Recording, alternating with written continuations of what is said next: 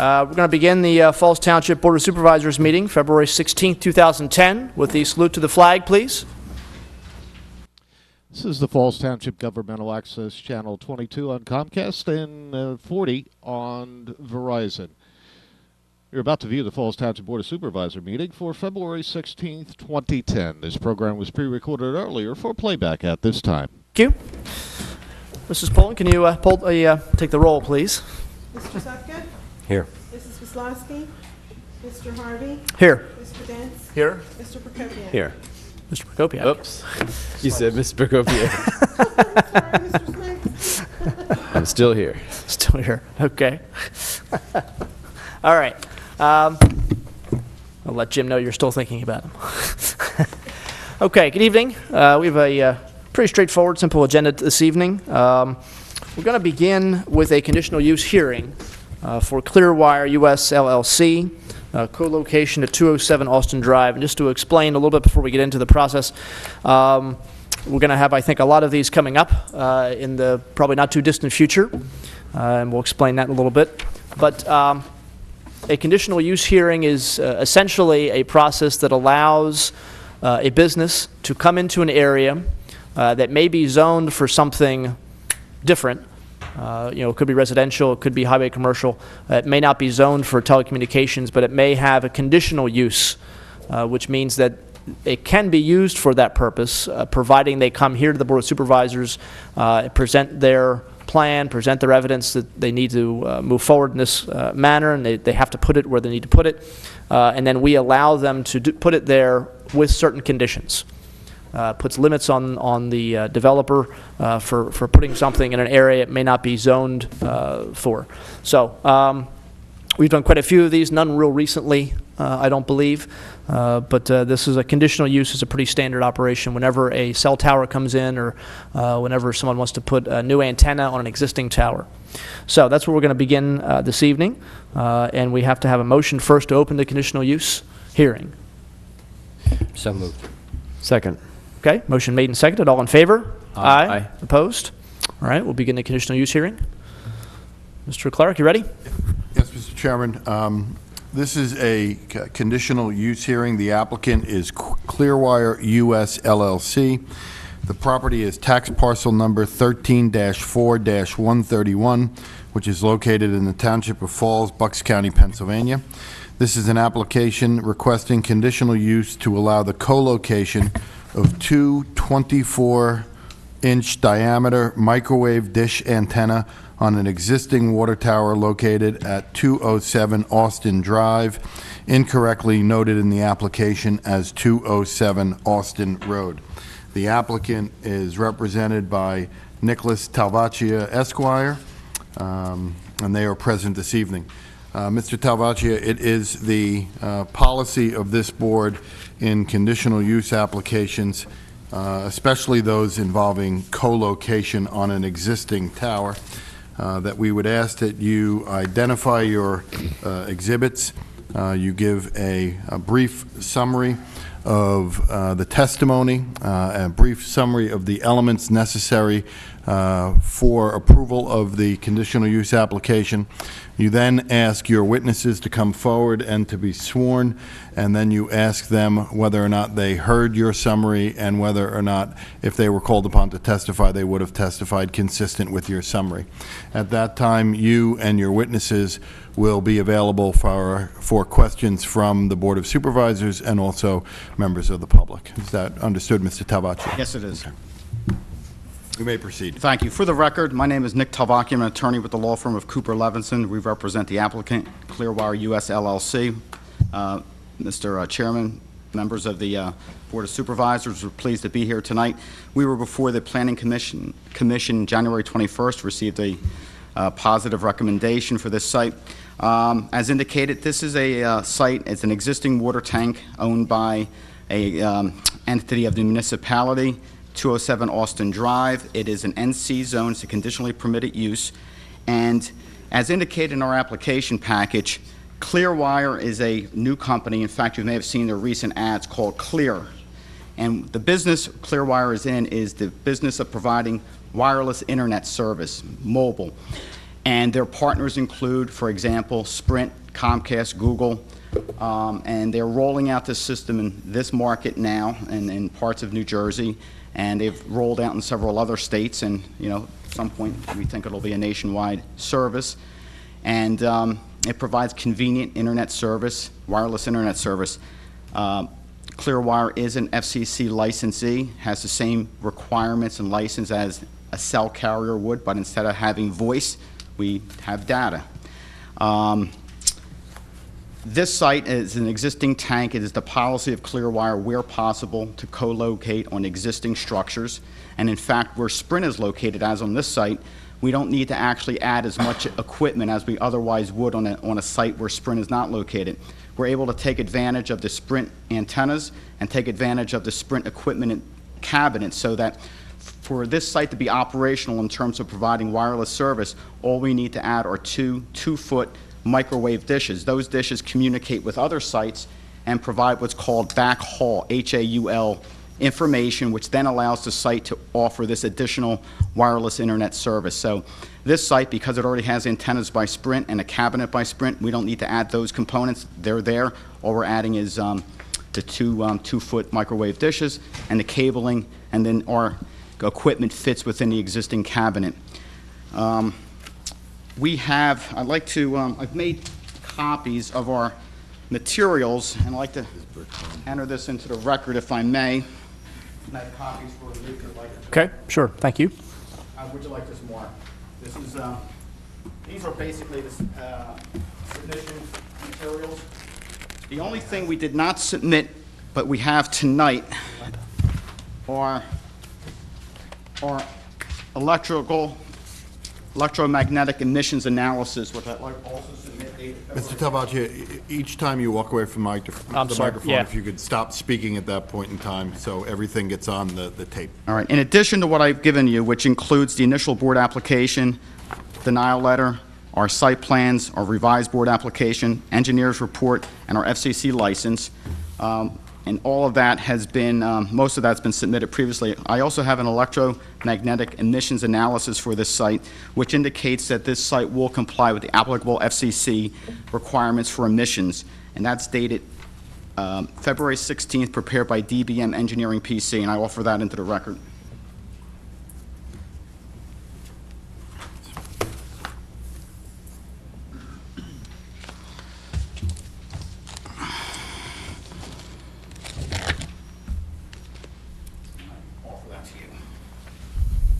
Thank you. Oh, all right, thank you. Thank you.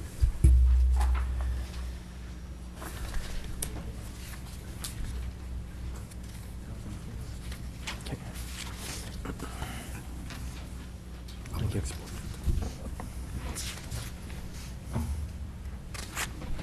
I've also produced, and these are part of your materials we submitted, but it is sheet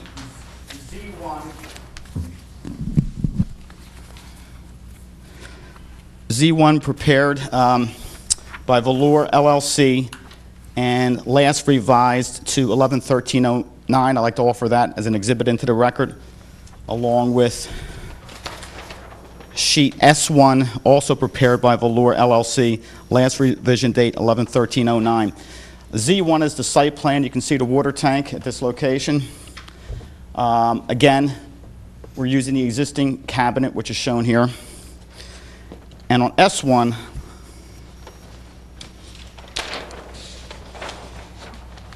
you can see the elevation of the tank. The tank is 100 feet in total height. Our two dishes will be mounted to existing panel antennas above them for a total height of 105 feet with the mounting equipment. And again, there's just two of them, and they're 2-foot. This indicates the cabling, and it goes into the existing equipment shelter. There's not much more to it than that for this application. As I indicated earlier, this site is required for the Clearwire system to operate. Without this location, we would have a gap in our coverage and would not function properly. The alternative would be possibly to build a new site, which is not desirable in terms of a new tower. Again, we prefer to build, and I think the policy of most boards is to have us on existing structures when possible. We think this is an ideal location for this. Again, conditionally permitted use. We believe we meet all the requirements. And we indicated through our report we meet the FCC emission requirements in terms of maximum emissions. And at the time of building permit, we'll meet all the requirements for construction of the site. Mr. Chairman, I have nothing further. I can have my witnesses, Roger Johnson, who is a licensed engineer, and Arnold Darwinian, who is an RF engineer, confirm that my statements are correct, if I can have them sworn. Sure, that'd be fine.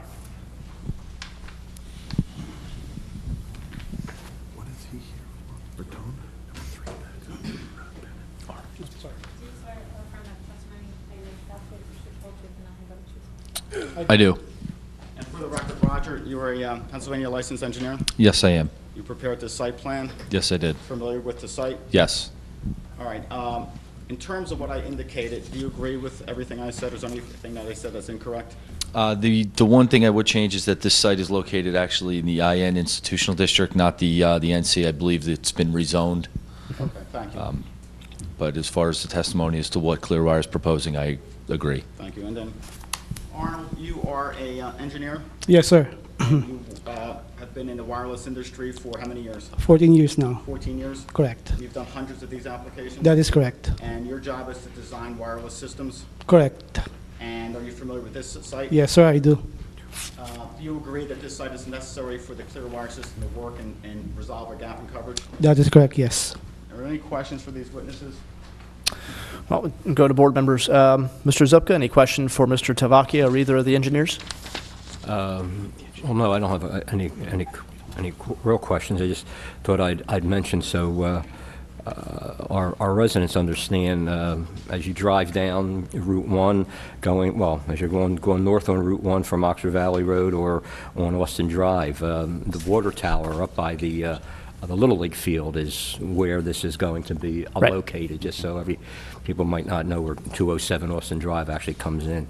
But this is cohabitation, which I'm very, very glad to see. We don't get any more towers, although it's a necessity anymore Right. today. So, no, that's all I have. Yeah, so I was going to point out too, this is the Farrells Hills Athletic Fields. It's blue now. I think it's painted blue now. Yeah, it was a different color before, right off of Lincoln Highway. Mr. Snipes, any questions? So the area of this service is exactly what? What is the? Arnold, if you could address, typically, what is this? Typically, the coverage ranges from a mile to a mile and a half. a Mile to a mile and a half. That is correct, yes, sir. And I know you described the service as data, not voice. And who would be using this service? Basically, it's for a wireless internet service and at the same time for a voice over IP.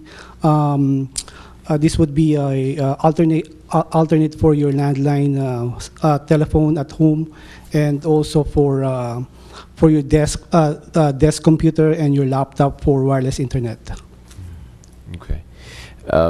I think that often the concerns of residents around certainly antennas is the height of antennas and the possible danger of collapse, and I don't think that's an issue at this point.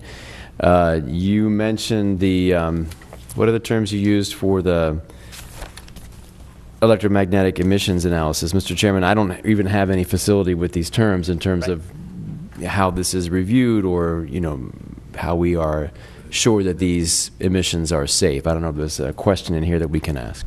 Under federal law, if we provide expert data report that shows compliance under federal law, then governmental bodies are preempted from any further discussion of issue. In this case, we'll be at 0.05% of the FCC limitations, 0.05%.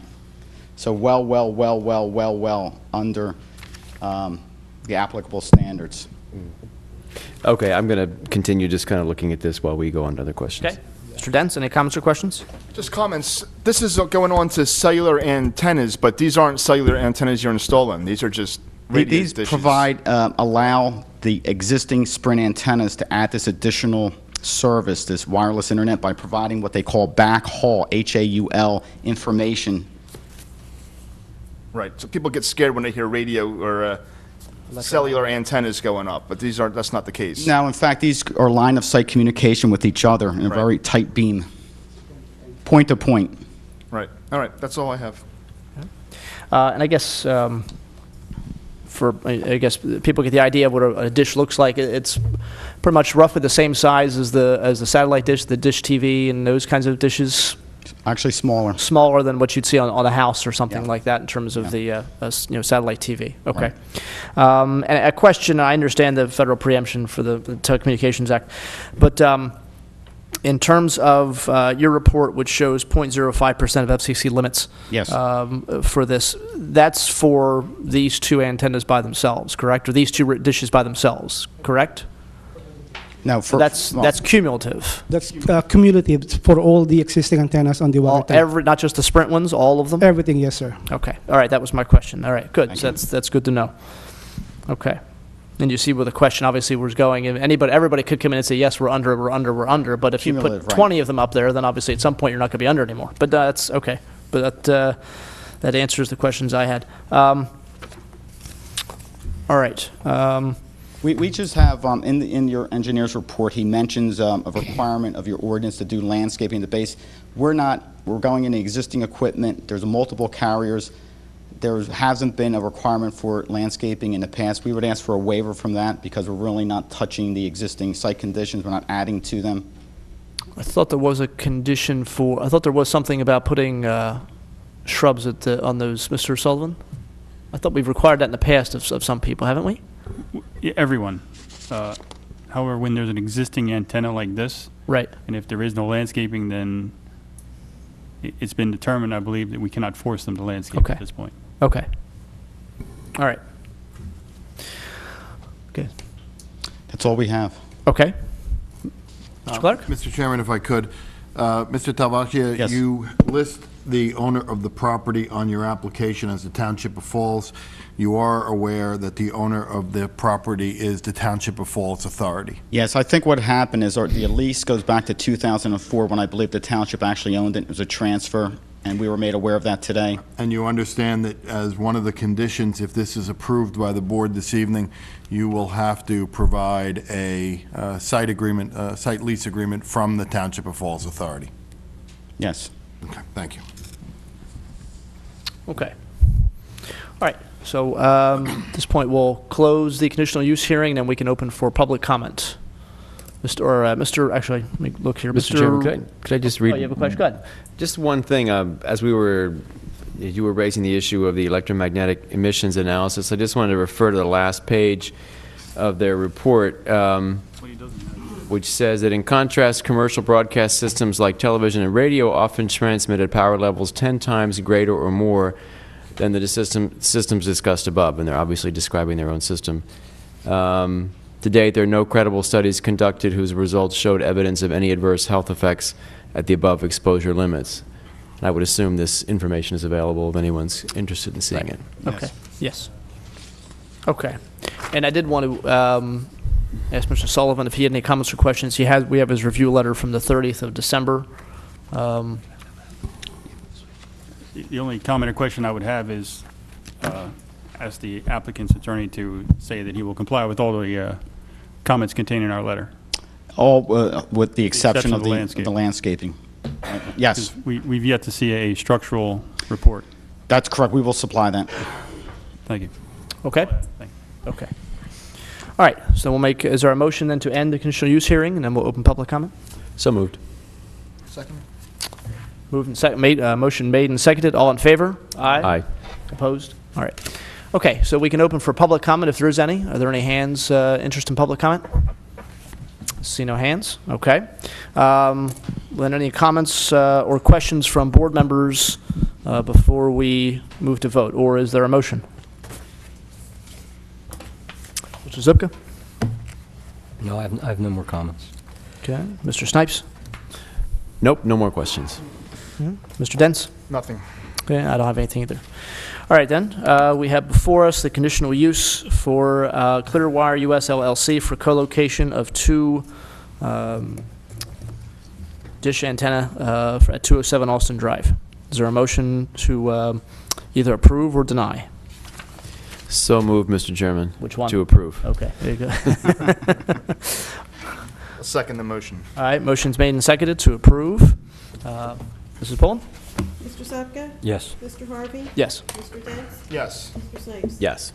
Okay, Thank you. Have a gentlemen. good evening. Thank you. You too.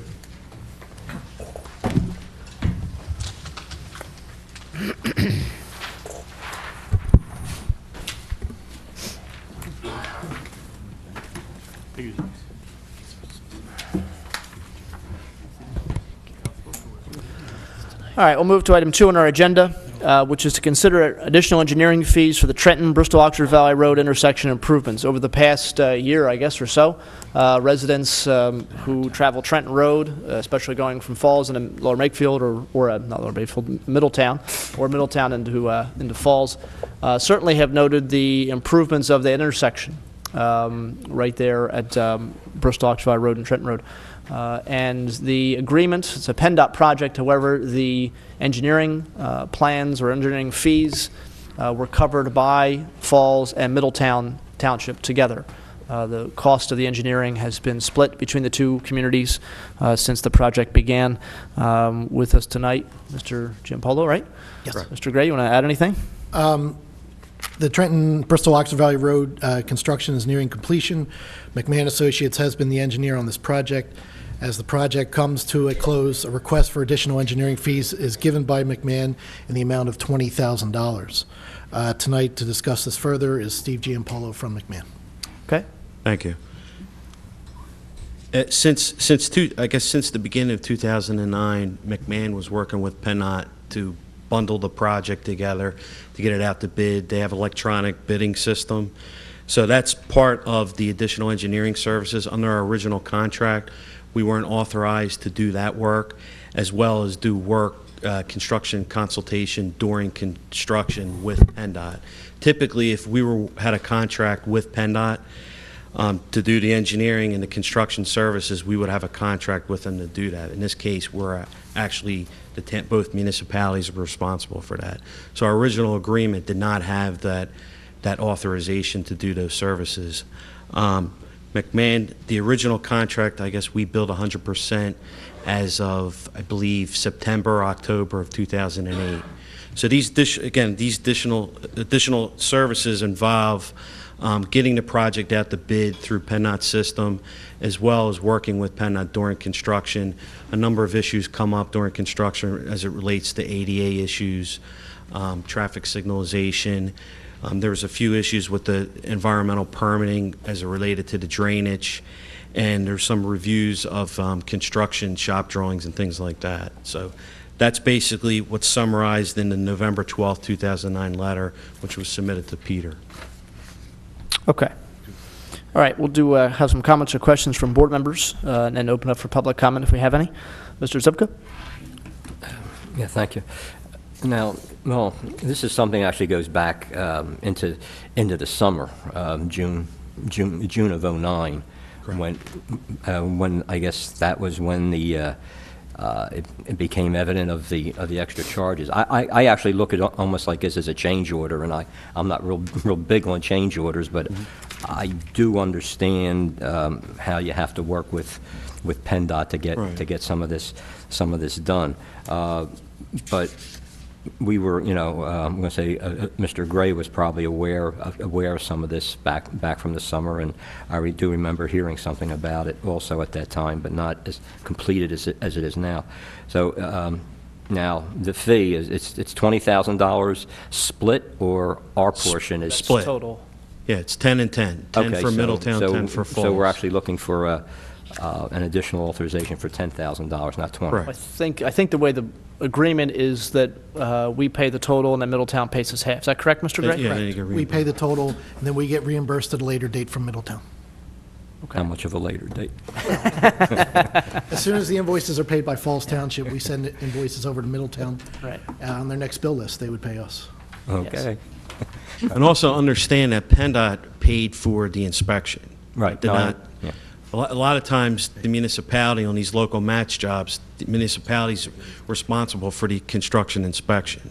which that could be up to around $200,000. Now, one question, it's a little bit off this, but it has to do with the same project.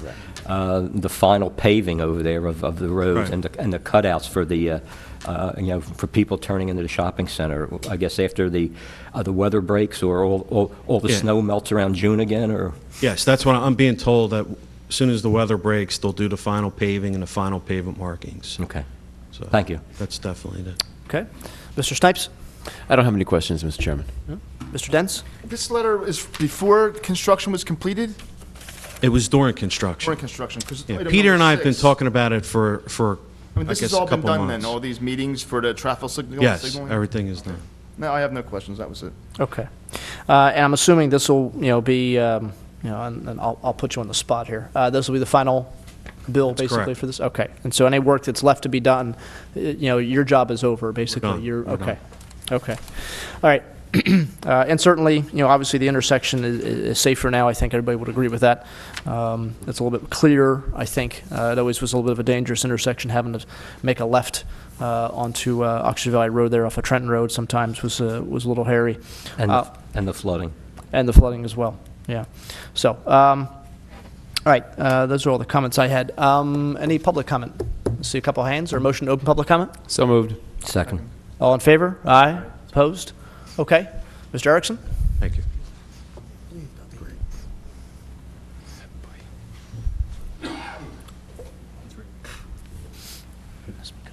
Ray Erickson, Fred. So this is the corner where was the William Penn Inn is, or is that Marie's Cozy Corner? Yes, and correct. Magnum? Correct. On the Magnum corner itself, where the majority of the drainage is, I know it's relatively deep, and compared to the size of the gravel that's used as retaining basin itself.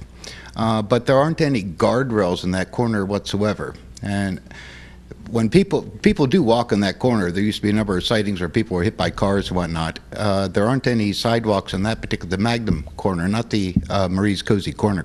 Right. But on the Magnum corner itself, there aren't any sidewalks there, and there isn't a guardrail preventing cars from, if they were to, whatever type of accident happened there, they're going to wind up in that culvert, and it's a relatively deep culvert. And that's the first question about the bumper guardrail for that particular corner. Compared to the drainage itself, with whatever type of environmental issues there were in terms of drainage from that corner, how frequently will it be sprayed in terms of mosquitoes in the summertime?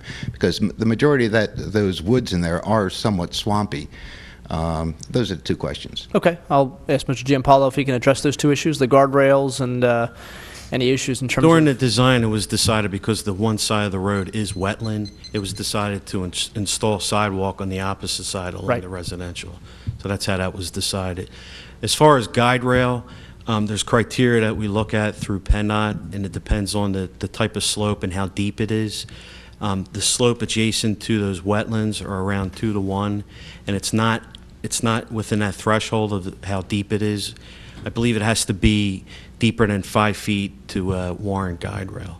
So that's how that was determined. Right. Any, in terms of Mr. Erickson's point is that where that area is, that drainage basin is that sort of making what's already swampy even worse? That entire area has been wet for years now. The entire area is wetlands. Okay. Now, There's and no way to, is that going to be considered, I mean, in terms of that actual drainage basin, whose responsibility is it going to be for the maintenance of that? Is it PennDOT or is it Middletown? Typically what happens is that area is actually in Middletown Township. Yeah, It's that's not in what I thought. Falls. And PennDOT, typically what they do is any parallel drainage system falls on the township. Okay, so it'd be up to Middletown to have to take care of that. Yeah. Well, Okay. they'll have to work together. That's Okay. typically what happens. All right. Mr. Erickson, you would have just one more question? I think you still have a little bit of time.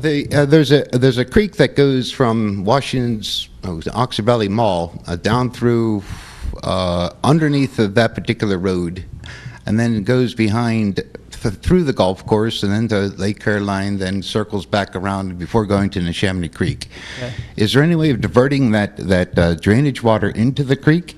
Because it looks like it's relatively stagnant. That's a bigger, I don't think, that's outside the scope of the intersection Right, project. that's what I thought. Okay, all right. Okay, thank you. Mr. Dell?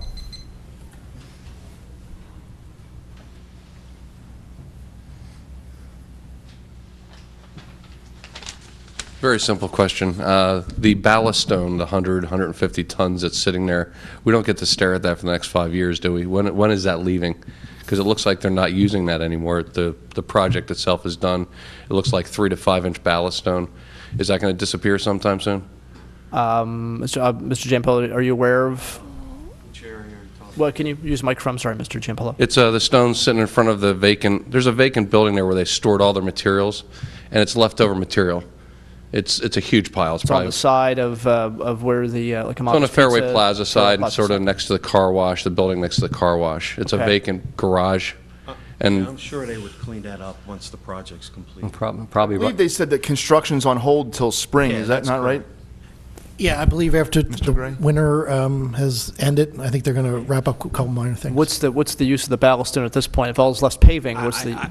I don't know. And again, we're not heavily involved with the construction, but I'm sure once the project's done, they will clean up that site.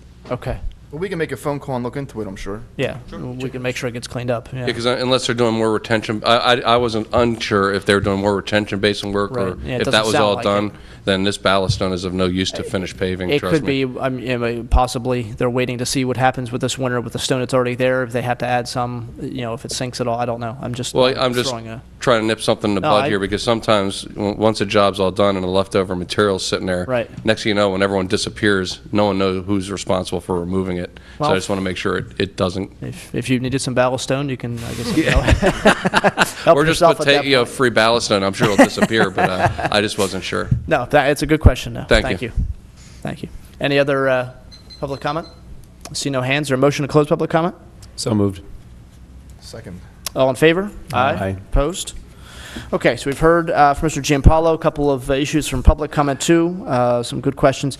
Well, again, we're looking to approve $20,000 in engineering services to finish off this project, basically, or pay for the project now that it's finished off.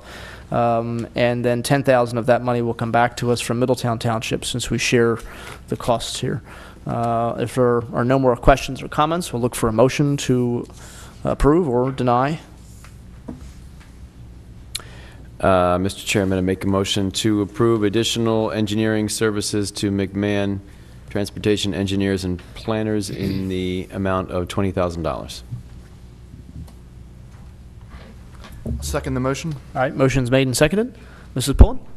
Mr. Zupka? Yes. Mr. Harvey? Yes. Mr. Dance? Yes. Mr. Snipes? Yes. Okay. Mr. Giampolo, thank you very much. Have a good night. You too. All right, Mr. Gray, we'll get on the phone to Middletown and find out, tomorrow, we'll find out exactly when our monies should be coming in. Maybe we can get a hold of their attorney and find out, what their plans are. All right. Item 3 is consider approval of purchase for a new Ford Explorer for code enforcement. Mr. Gray. Yes, thank you. Tom Bennett, Chief Code Enforcement Officer, has provided a quote for the purchase of a new 2010 Ford Explorer. The 2010 Ford Explorer is available from Warnock Fleet, and the vehicle is on the CoStar's list. The cost of this vehicle is $22,167.24, and it would be available within 3 to 4 months. At this time, the board is requested to consider the purchase of a new 2010 Ford Explorer from Warnock in the amount of $22,167.24. In addition, tonight, if the board has any additional questions, Tom Bennett and Officer Mark Bertone are here to answer any questions. Okay. Mr. Bennett, would you mind just coming up to the microphone briefly? Mr. Chairman, very briefly, Yes. just to correct one thing that Mr. Gray said, this is not currently on the CoStar's list, but it is on another state-designated contract, so it can be purchased without bidding, but it's not currently on the CoStar. All right. It's a similar list. Okay. All right. Thank you.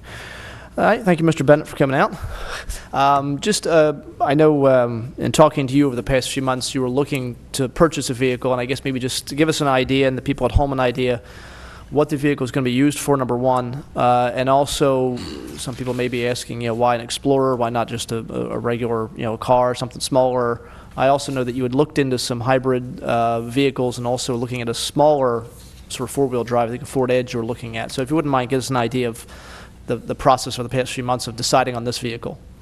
All right, well, originally I thought a Ford Explorer would be the best choice, the way it's laid out, ground clearance, it's four-wheel drive. Right now I drive an Impala. There's places in the township that I can't go, like, down at KIPC, if they have a project coming in, sometimes I can't even get back to where it is. That's basically the reason I needed it. It has plenty of room to store the equipment I need and the plans in the back and things like that. I did look into a hybrid. They're a year wait, and I think they were like $8,000 more, very expensive. This is pretty much a basic Explorer, and it's really what I need. Okay. All right. Mr. Zupka, any comments or questions? Thank you. On the actual worksheet for the vehicle, it has a separate section with its, factory order. I'm going by the price. Nothing that's in that lower block. We're not ordering any of that stuff. We're not ordering well, I look at it as like it's a police equipment that would be an Explorer. Right. The only thing that I would possibly need would be the strobe package, which I believe Leon could do in the garage for a lot less than they can do it. I'll check into that both ways before I make a decision on that. Yeah, well, he probably can do it cheap, but I saw that, and and looking at the price, I just wanted to make sure that wasn't something you were planning, because all that looks just like. No, I don't need a tow package. Yeah. And well, it's the roll bar and Prisoner partition. the heavy partition and all. Okay, thank you. Okay, thank you. Mr. Snipes? No questions. I think the request is reasonable, given that I don't think an Impala is going to get back into some of the rougher areas of the township, so. I almost got stuck delivering your packet the other day. I'm sure you did get stuck on our place. I almost couldn't get off, but thank you for trying. That's all. Mr. Dents? No questions. Okay, I don't have any questions either. Comments or questions from the public? I see one hand. Is there a motion, a couple hands? Motion to open public comment? So moved. Second. All in favor? Aye. Aye. Opposed? Okay. Yes, sir.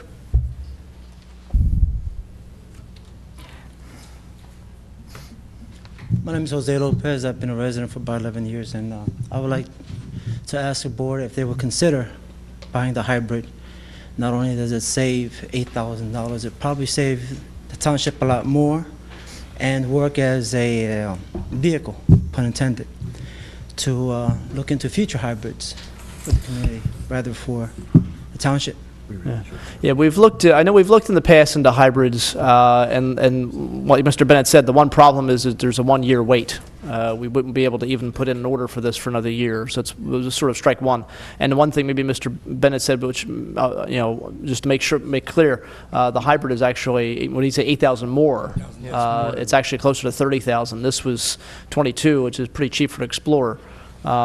We've looked into it in the past. In a lot of cases, it's just not feasible for us to do it. The price is pretty high. The waiting list is there.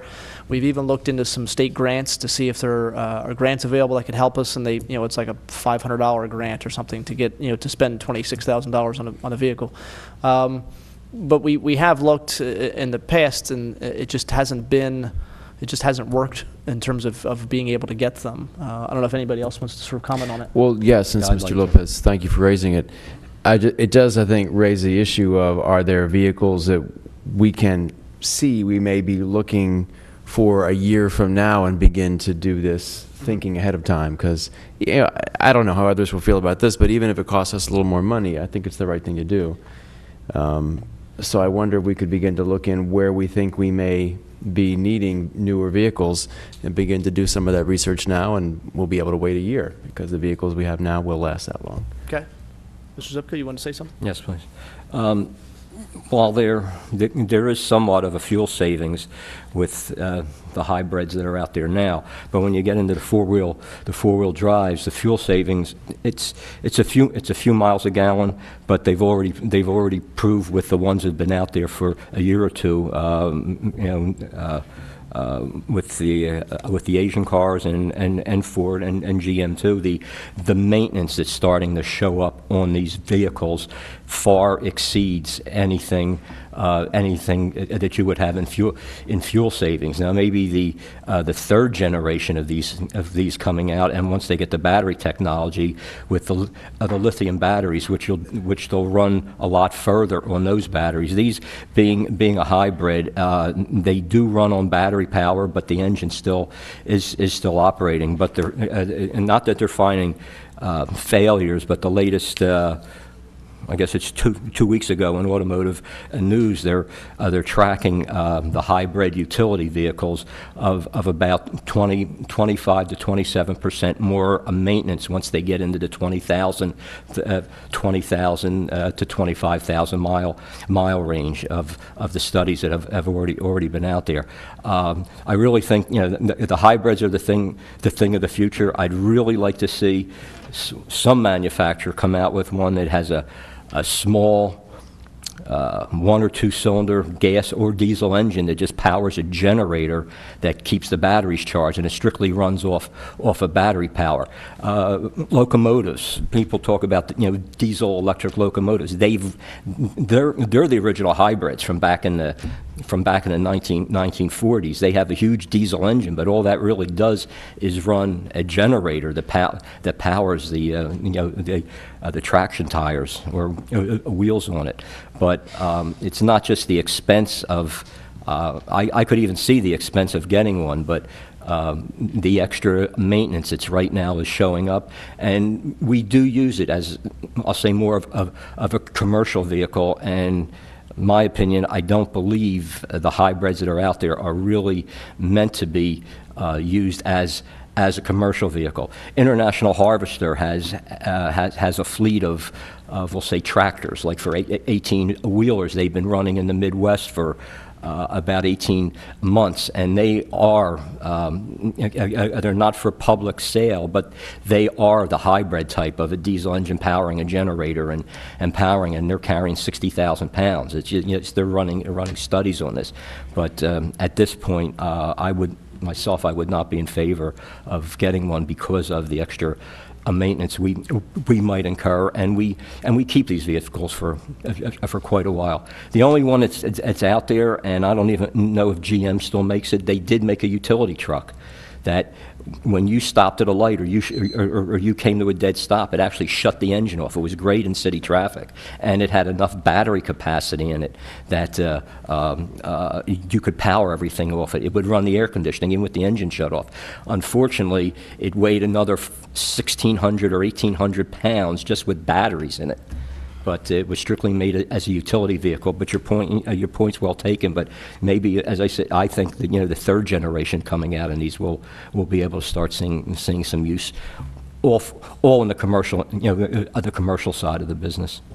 Well, that question, then, in that case, would the board consider leasing them and letting the company that's leasing them be responsible for the maintenance? Because I really believe this will make a difference now more than ever, because if you get it now, it's cheaper in the long run.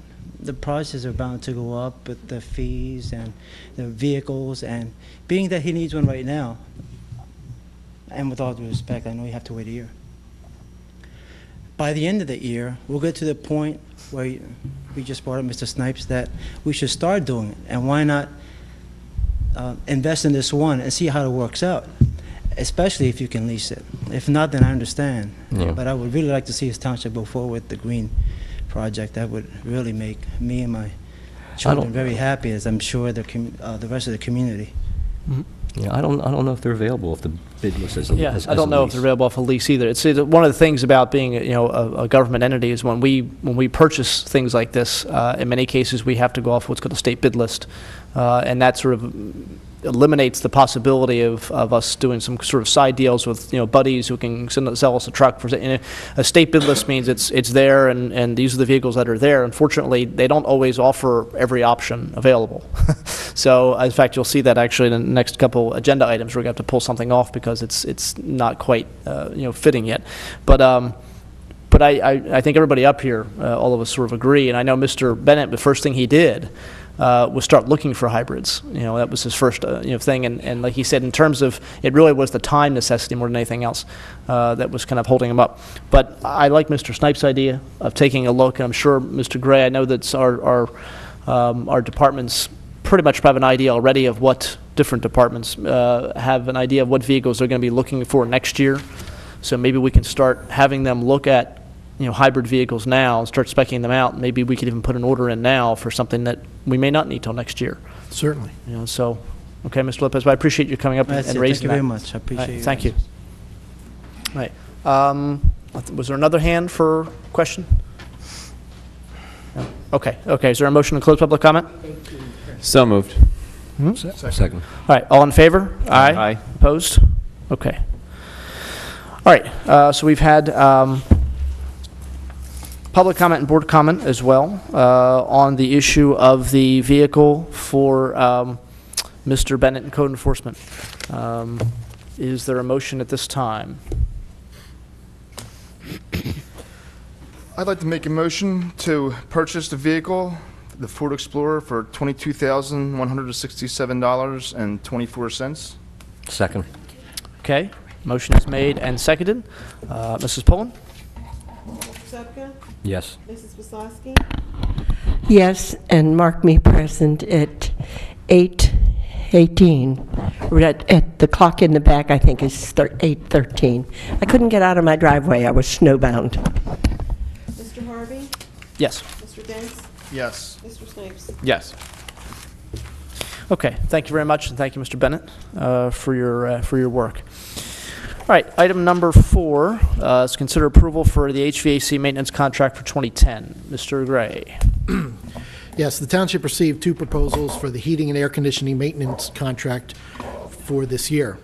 The first is from Baker Sheet Metal for $4,860, and a second is from Ray Litwin Heating and Air Conditioning in the amount of $4,750. Baker has been the provider of these services to the township for many years. The cost of the contract from last year from Baker was $5,109. At this time, the board is asked to consider a vendor for the heating and air conditioning maintenance contract for 2010. Okay, all right, thank you. Mr. Comments or questions from board members? Mr. Zupka? I see where, the one other bid came in a day after they were supposed to. Honestly, I don't think one day should make a difference, and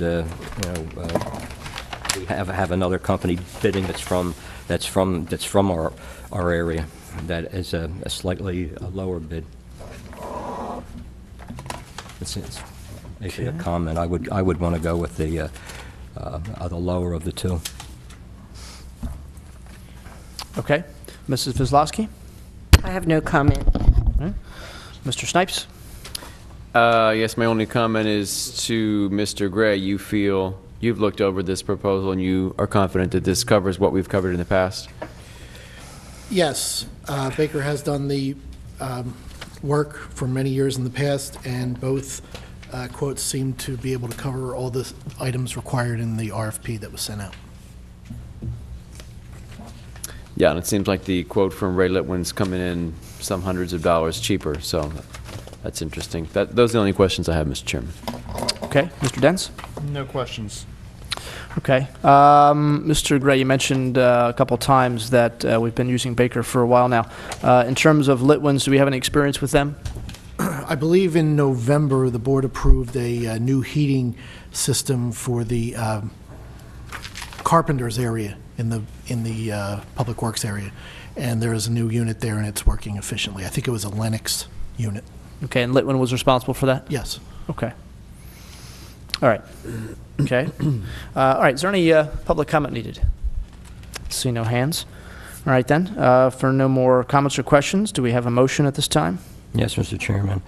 I make a motion to approve Ray Litwin Heating and Air Conditioning in the amount of $4,750. I'll second the motion. Okay, motion made and seconded. Mrs. Pullen? Mr. Zupka? Yes. Mrs. Wislowski? Yes. Mr. Harvey? Yes. Mr. Dents? Yes. Mr. Snipes? Yes. All right, thank you very much. Okay, item number 5 is consider purchase of new mobile computers for the police department. Mr. Gray, I know we're going to be making a recommendation to us this evening that we table this for tonight. Is that correct? Yes. I'd like to ask the board to consider tabling this item to a future date. We'd like to go back and check the listing for this item on the CoStar's list. Okay. And the computers here, obviously, we've been purchasing new police cars. These are the computers the police officers use to keep up to date on things like warrants that might be out, to run license plates and that kind of thing, and stay in contact, obviously, with the county as well as the township's police department, correct? Yes, yes. Okay. And Mr. Clark, I know you took a look at this. What is the issue here with CoStars? The intent was to purchase these mobile computers off of the CoStars contract from the Pennsylvania Department of General Services from a company known as Data 911. Data 911 has submitted their contract for renewal to the state, but as of yet, their contract has not been renewed. Therefore, these computers are not currently on the CoStars list. We anticipate that they should be on the CoStars list at a minimum by the second meeting in March, and then we'd be able to purchase them without going out for bid. Okay. All right. Thank you. All right. Any comments or questions for the solicitor or manager regarding this recommendation to table? None. Okay. All right. If not, is there a motion then? Sorry, Mr. Chairman, are we putting this back to a specific date? We don't necessarily I'd have recommend to. that we wait, and we'll take a look, and if it comes up on the CoStars list, we'll let Mr. Gray know to put it on for a future meeting. So it could just be tabled generally right now. Okay, Mr. Chairman, I make a motion that we table the item of the purchase of new mobile computers for the police department. Second. Okay, motion to table is made and seconded. No discussion or questions on motion to table. Mrs. Poland, can you pull the board? Mr. Zepka? Yes. Mrs. Wisłowski? Yes. Mr. Harvey? Yes. Mr. Dent? Yes. Mr. Snipes? Yes. All right, thank you very much. Okay, item number 6 is consider awarding CMX Professional Engineering Services for the 2010 road program. Mr. Gray, I'll let you introduce this. I'm assuming Mr. Sullivan will have some comments as well. Yes, thank you. Township received a proposal for engineering services for the 2010 road improvement program to be completed here in the township.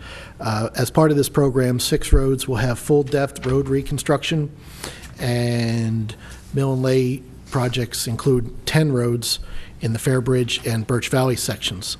The full-depth road reconstruction roads, those 6 roads include Berwyn Road, Curtis Drive, Oxford Road, J Drive, Stevens Road, and Alden Avenue, and the following 10 are scheduled for mill and overlay. They include Buck Drive, Durham Court, Rowley Way, Blue Spruce Lane, Briar Root Lane, Black Pine Lane, Marbury Lane, Buttonwood Lane, Birch Drive, and Boulder Lane. Total cost of this project is $475,800 for engineering services, and at this time the board is asked to consider this proposal. Okay, thank you. All right, Mr. Sullivan, any comments or questions or in terms of your proposal? The only thing I would like to point out is that J Drive, there's a township boundary on J Drive. We won't be going beyond the township boundary. Right. And Alden Avenue is from West Trenton Avenue to the bridge. Okay. No farther than that. So what do you do on J Drive? Just stop dead when you get to the end of the boundary? Pretty much. We tend to, I mean, in the past, we've gone maybe 20, 30 feet past. It depends on where a good place to cut the road is. Okay. Okay. We had that issue down in Pinewood between Tully Town and Falls. Right. Okay. All right. Okay, comments or questions for Mr. Sullivan regarding the professional engineering services? Mr. Zupka? No, I have none. Mrs. Wisłowski? None. Mr. Snipes? Yes, Mr. Chairman, can you remind me of the total cost of our estimated costs of our road program this year, what we put in our budget? $3.5 million. Okay, so 500,000, do the math for me quickly. Approximately 500,000 is what percentage of that? Mr. Gray? 14%. Very good. 14%. Well, you beat him. Usually Mr. Gray comes up with first with those answers. I was just curious if around 14% or 10 to 15% is the normal cost one would expect for engineering services as part of a road program. When it includes both design and construction observation and inspection, yes. Right. About right. That's all for the moment, Mr. Chairman. All right, Mr. Dents? No questions. Okay, and I'm just doing quick math here. In terms of full depth reconstruction, I'm looking at 9,500 feet, something like that? Correct. All right, so I had to write it down. I couldn't do it in my head. All right, so almost 2 miles basically, or Right. mile and 3/4, something like that, of road, totally reconstructed, all the way down. Different than just sort of milling off the top layer and putting down, a new layer of blacktop. What's the? I didn't have time to do the addition with the other one. Over 10,000 feet. All right, so almost 2 miles there in Right. terms of just reconstructing the top, just a mill and overlay. Okay. All right. Mr. Chairman, I think it's also useful to say that if you look at the fee schedule, it kind of breaks down where the different costs are. The survey and base mapping is $94,200. The pavement core sample is $2,600. The engineering design services for designing this project is $254,000. Bid phase services $6,000, and then the construction, observation, and administration is $119,000. That kind of gives you a picture of where the money's going. Okay. And again, like Mr. Gray said, 16 roads. We're looking, 6 would be totally reconstructed, another 10 would be, reconditioned, I guess maybe is a good term. Okay. All right. So I don't know if there's any public comment needed. Any comments or questions? See no hands. Okay. All right then. Is there a motion?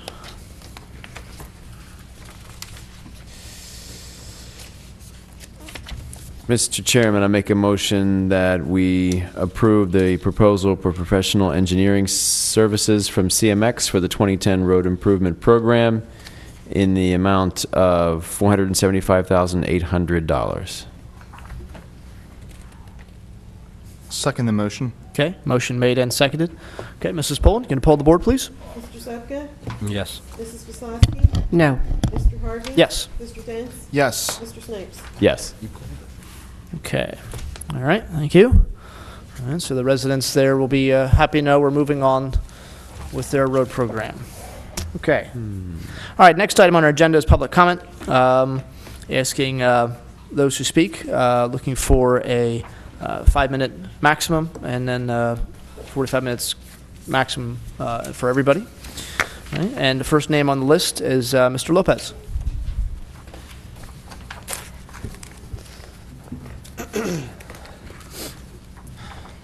Good evening, Mr. Chairman, members of the board. As I stated before, I've been a resident for about 11 years. Very, very proud resident, and have nothing but good things to say about the police department. I'm going to the University of Phoenix, and I'm studying criminal justice. Eventually, I want to get into with maybe Homeland Security or even the police department. But just recently, about 2 months ago, I've been required by University of Phoenix to look into our police department. And being that I'm a big fan of Falls Township Police, it was my moment to report the results of our shining police department. And I went to the website and couldn't get past the home page. No links, no anything. Now I have a syllabus here of what the university required us. I have copies for all of you. Would you like to look at it? Sure, absolutely. Thanks. Thank you. Thank you. Thank you for coming. Thank you.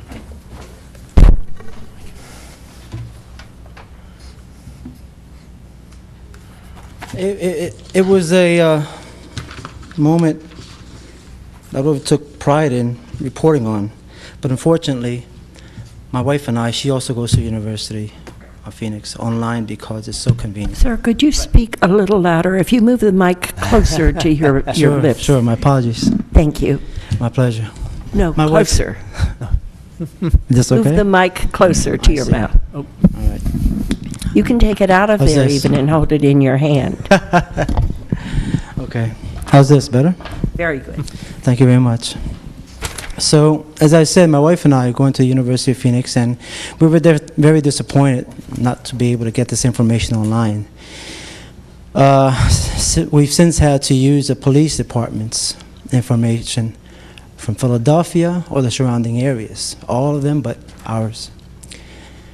I just wanted to know if that was going to go up anytime soon so that we can get that type of information available to students like myself to report on. As you can see, the questions they were asking were pretty extensive. I was able to answer every single one of these questions with the Philadelphia Police Department, and even Ben Salem, if I'm not mistaken. And I believe Falls Township is much better than Ben Salem. But that's my personal opinion. I I'm not trying think to it's a put good Ben Salem opinion. down at all. So, would that be possible anytime soon? Like I said, I couldn't get past the homepage. I even went to the office asking to speak to a lieutenant, maybe get a personal interview in. No callbacks. None were there. Okay. And I haven't gone back since. All right. Well, I hear your concern. I apologize for the inconvenience. Certainly, I know Chief Wilcox prides himself on being very, very open with the public and doing all he can. Mr. Gray, do you have any answers for this? Yes, absolutely. Recently, our AV coordinator, Matt Markey, and Corporal Wolverton have been working on revamping the police website. I know that they are. I've seen them personally working on it almost daily, so they are working to get that up and running very shortly. In the meantime, if you have any questions, feel free to call myself or Chief Wilcox, and we'll point Mr. you. Lopez, you want to give your information, your contact information to Mr. Gray, and I'm sure Chief Wilcox will be calling you probably tomorrow. I know he's been ill, but is he? Yeah, he's back in work. Okay, all right. Yeah, because I know that he's going to be personally sort of upset that not at you, but just he takes great pride in the police department and being as open as he can. So I tell you what, I take great pride in this township, and especially the police force. I've seen them in action several times, and they've always carried themselves in the most professional and personal manner. I've never seen the two combined so well, and I've been around Philadelphia and the surrounding areas. I'm an iron worker by trade, and it's just a shame, but I couldn't have the information to brag about. well, I appreciate your comments, and I'm sure I know he will too. And again, my apologies for the inconvenience. No need. You didn't know. Sir, thank you. Yes, I ma'am. want to thank you for coming tonight and addressing the subject of Homeland Security. In December, I read an email from my son, a former Army officer, graduate of West Point, who tried to alert our family, and he said, you must, alert everyone, all of your friends, everyone. And so I read the email, and he quoted someone that he admires very much. He's the foremost Homeland Security individual in Israel. And I said, that's not a question of if we're going to be attacked, it's a matter of when. And no one responded except you. But when I went into the back hall, our chairman, Mr. Harvey, and our solicitor, Mr. Clark, were making fun of me, the alert, my son, and everyone. And that happened. I see Mr. Harvey making a note. If he denies it, I can tell you that it's absolutely true. And it angered me, but you don't argue with people who just don't have a clue.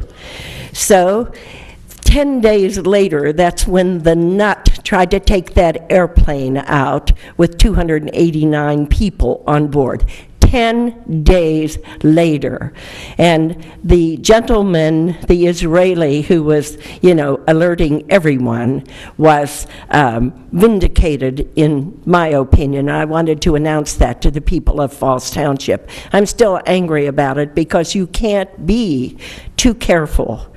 And my son, is not any fool. He's a former Green Beret captain, and, he is quite concerned about the family. And he was urging us to find ways to get in touch with each other. Every family should have a plan. So I compliment you for coming here tonight, and I thank you so very much. I hope you stay with it, and if there's anything that I can do to help, you can count on me. Well, thank you very much. I know you couldn't tell by looking at me right now, but I used to work with a security agency. It was number 3 in the.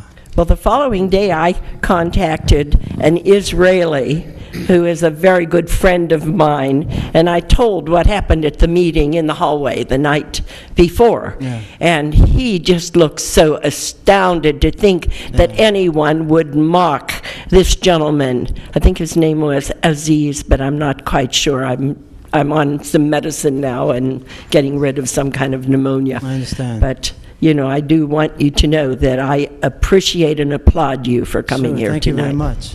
Thank you very much. As I was saying, I used to work as an assistant manager for number 3 security agency in the world, with contracts in France, Puerto Rico, Spain, etc. And my job was to make sure that the vehicles were checked for bombs coming in. So I relate with the mockings that you most likely received, as they were received with me when I transferred from the airport to the IRS and brought it to the attention of the personnel at the IRS. And yes, I was mocked. That was during the time where the embassy was bombed by an American. Escapes me right now. And well, 5-10 years later, here we are with even bigger threats. So needless to say, they improved their security, and I've since moved on because of cutbacks. I went from security back to being an iron worker where I first started out. So I have a great amount of respect for everyone on the board, and I'm sure they're well aware of it now, as I have a great amount of respect for you as well. And I'm sure everyone, including other members of the board, are united in this concept of thwarting terrorism with a heightened alert on security. As a matter of fact, in the criminal justice system that I'm learning now, the federal grants and programs that are going out with community policing, using different new tactics. They acknowledge that the police can't fight terrorists per se, but there are other government agencies that are doing that, and they're insisting, or rather promoting the idea of giving police extra training to work with Homeland Security and to know what to look for, how to react, who to call, being a major support for let's say, the FBI agency, who would be taking the lead if anything like that would happen around here. I'd like to give you my telephone number. I'd like to share the information that I have. And my son is flying to the United Kingdom tomorrow morning. And otherwise, I would give you his telephone number and have you contact him. And Mr. Lopez, like I said, thank you very much for your comments and questions. And like I said, give your information to Mr. Gray, and he can make sure that he'll pass it on to Chief Wilcox. All right? Again, I appreciate your time very much, and I appreciate the great job all of you are doing. All right, thank you very much. Thank you. Okay. Hey, Roland Kinney.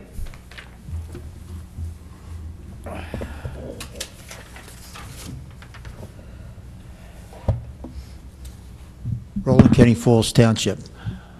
I'd like to ask a few questions about the ball field that we're thinking about doing. What was the total price of that? $215? 209, I think. 209? Yeah. I believe. Yeah, a little over 200. So 25,000 that Representative Galloway brought in. Mm-hmm. That brings down a little more in the 40,000 that the Senator McElhenney. supposed to bring in. That'll bring it down under 150,000, which ain't bad. Mm-hmm. And I just want to keep this expressed. Let's get this thing done and out of the way this summer for these kids. Yep. Good night. Okay, thank you. Okay, Dorothy Kozlowski. You called on me? Your name's on the list. Thank you. First, I would like to take a moment of silence for Jerry McGorry. Many of you may not know his name, but he attended every Falls Township meeting, even when we were in the old building in Fallsington. And he usually sat on this side of the room, first or second row. Never spoke a public word, but he was keenly interested in Falls Township and the government. and he passed away. His funeral was on Saturday at St. Joseph the Worker Church. And he asked his son Kevin to call me. He knew that he was going to be leaving us. And I am deeply saddened to lose such a fine man as one of our citizens. And I would like to read a short poem that would commemorate Jerry McGorry. He lived in Vermilion Hills. Do not stand at my grave and weep. I am not there. I do not sleep. I am 1,000 winds that blow. I am the diamond glints in snow. I am the sunlight on ripened grain.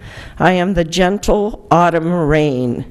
When you waken in the morning rush, I am the swift uplifting thrush of quiet birds in circled flight. I am the stars that shine at night. Do not stand at my grave and cry. I am not there. I did not die. And I'd like to say farewell to Jerry. We will remember you fondly. At least I shall. Okay, thank My you. next, Yes, I have other comments. I'm sorry, I thought you were done. All right. I had a number of emails from individuals who wrote to me, and they were angry because they heard Mr. Dents raise his voice at me at the meeting. And I wrote back to those, and I said, well, he apologized to me in the back hallway after the meeting. And I had done nothing to have anybody raise their voice at me, and I assured them that it would not happen again without a response from me. So I do want to clear that up. Mr. Dents did say he was sorry. It wasn't on the tape, just the comments that he made. And we had an email that suggested that I should meet with Mr. Dents and show him the figures that I had in that white loose leaf notebook. And I can see that when you don't go into detail in the public meeting, sometimes you leave a different impression with someone. I try to get along with everyone who will permit me to. I'm as courteous to them as they are to me. And sometimes you don't get courtesy from me because I don't receive it. However, I do want to announce to the public that I reached out to Mr. Dents, and I did meet with him at a businessman's office. And, you know, I really thought that there was a way that we might be able to work together, and I'm an optimist. You know, I don't have any resentment toward him, but I don't have the kind of hope that I did before either. The Chinese have a saying, if I keep a green bough in my heart, a singing bird will come. And I thought there could be some way of communicating this side of the board, the minority, with the majority. But other events that happened, which I don't feel at liberty to disclose, make me not as hopeful as I was. But I do want the public to know that I did reach out to our new board member, hoping that we could agree. And in fact, I humorously pointed out to him that they've been trying to kill me off for 45 years. And the best way the Democratic Club could have gotten rid of me was not to make Arlene Goulding the vacancy chairman, because I said, if you name someone that we can agree, then I would love to leave the board and be down in Florida with my 88-year-old sister. But that didn't happen. They appointed Arlene Goulding, and there's no way that I'm going to let that woman pick my successor should I leave the board. And now I refuse to die because she would then vote for someone from that corrupt Democratic Club to take my place. And that just is not going to happen. Okay. Thank you very much. I'd like to echo your thoughts about Mr. McGorry. I knew his family. I was not aware of his death. I apologize to his family for missing his funeral. He was a very, very nice man. I know he'd been in ill health recently, so certainly something we definitely agree on there. Mr. Erickson.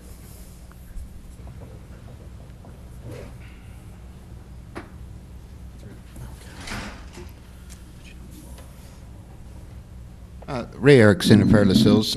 Some of the mentions in regard to the bidding process caught my fancy in regard to the ACT Engineering in regard to Biles Island, $82,500. What type of bid process was that? There was what's called RFPs, which are requests basically for proposals that were made about a year ago, actually, to various engineering firms from all over this area. ACT is actually from New Jersey, so it wasn't even just confined to Bucks County. And if you remember, we did have a meeting where we had a lot of those engineering firms, I think there were 6 or 7 of them total, that put in bids, or put in basically information about themselves, the backgrounds, other projects similar to what we were looking for, what they had done. They did that, I guess it was April. We heard all of them give their proposals or their presentations as to their qualifications. And then we had those companies come back in the fall, September, October time period, and give us basically an idea, a breakdown of what they thought it would cost to do the kind of preliminary plan, the master plan that we were looking for. And so that's what we submitted all that information. Because it's a professional service, it's not bid as, say, putting in a new slide at the pool would be bid, because that you can get anywhere. But because you're looking at professional services, we're just asking them, what they think it would cost. We're not bound by law to go with the low bidder in that sense. If we think somebody's better than somebody else and they're a little bit more money, well, then we go with who we think is going to be better for the job. In terms of the 6 or 7 engineering corporations that submitted proposals, how many of them had worked with waste management facilities after they returned to the localities and did whatever communities wanted them to do? Well, I think so. Well, certainly CMX was one of the engineering firms. Obviously, they've dealt with waste management extensively over the past 5 or 6 years. I believe there was one. One that I remember. I don't remember off the top of my head what the others had. I think it was T&M Engineering. I think was one of the ones that had done work up in North Jersey, I believe. I think it was North Jersey, where they had done they mentioned they had done some work with waste management. I don't know if the others had or not. The requirements of the Pennsylvania Department of Environmental Resources in regard to mine reclamations to make them somewhat appear as though they did before they were mined. What type of collaboration will there be between ACT Engineering and the folks at GROWS in regard to perhaps being able to utilize GROWS money to what is that called when you move the earth around with graders, grading grading? Is there any way that the ACT people can work in cahoots or in collaboration with the GROWS folks in terms of grading the island to suit their plans? Well, that was one of the reasons. That's one of the reasons why we're moving on it when we are. Is that the people from Waste Management had approached us to say that they could see basically the end in sight for that facility, and that they wanted to. They wanted to work with us to make sure that they could do whatever they could do within reason to leave it in a condition that would be very easy for us to transition into whatever use we wanted. I see, but could he get the GROWS to do the majority of the work because they have to reclaim the mine to, it's basically, is it a natural parameter in terms of the way it looked prior to mining? Well, I think probably the reclamation they'd have to do to leave it, it's just basically leave it alone and let, the natural vegetation just sort of take over. That would be letting it go back to its most native state. They're not going to be, they're not, I think, under any obligation to fill in anything, lakes or anything like that. I think they're required to replant particular type of plants within the locality. Well, that was a particular question. Okay. In regard to the difference between state roads and township roads in Falls Township, right? Who has responsibility for plowing? The township does township roads. PennDOT does state roads. Okay. With the amount of snow that we recently had, were our folks working around the clock? Mr. Gray, Mr. Gray can give us an idea of that. Yes, they did come in, I believe, very early in the morning on, I believe it started on Wednesday. They worked for most of the day, and then they did take a break, and then they came back later on to continue their services. They were required to take a break while they're on the roads in between shifts, but they worked for the entire storm, basically. Yeah, well, with the amount of snow, I can imagine it was slow going with all the snow. But right. And the third question in regard to the first gentleman in regard to the web page for the police department, The telephone number for the police department is advertised on the webpage on Channel 22, whatever it is. Is that the correct number to the police department? So if somebody calls that number, they get a doctor's office. Are they misdialing? Should be the correct number. We could check that, but I've never heard any problems about Yeah, that. that's the non-emergency number, obviously, That's you're talking about, non-emergency. right? Yeah. Okay. Yes. All right, thank you. But we can check that, yeah. Thank you. Absolutely. Okay. See anybody else in the room who's hadn't spoken, so we'll move on. Okay, looking at now the minutes for our last meeting, February 2nd, 2010. Okay, are there any corrections or questions regarding the minutes February 2nd, 2010? Mr. Zupka. No.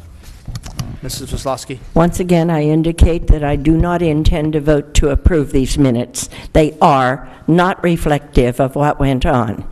I still need more volunteers. We have some, but we're comparing minutes with tapes now because Mr. Harvey emphatically stated that we always poll the board when we spend money. And that's what's required to do, but we don't always do that. And since our parliamentarian has indicated that the minutes are the real Bible of what went on at the meetings, it's going to be very, very interesting when we complete our study. Okay, thank you. Mr. Snipes. No comments. Excellent minutes, Mrs. Pullen, once again. Mr. Dens? No comments. I don't have any either. Any comments? Don't imagine any comments or questions from the public. Okay, my compliments again to Mrs. Pullen. Is there a motion to accept the minutes as they are, February 2nd, 2010? So moved. Second? Okay, all those in favor? Aye. Aye. Opposed? My vote is no, even when I pointed out that the minutes were in error. They voted to approve the incorrect minutes.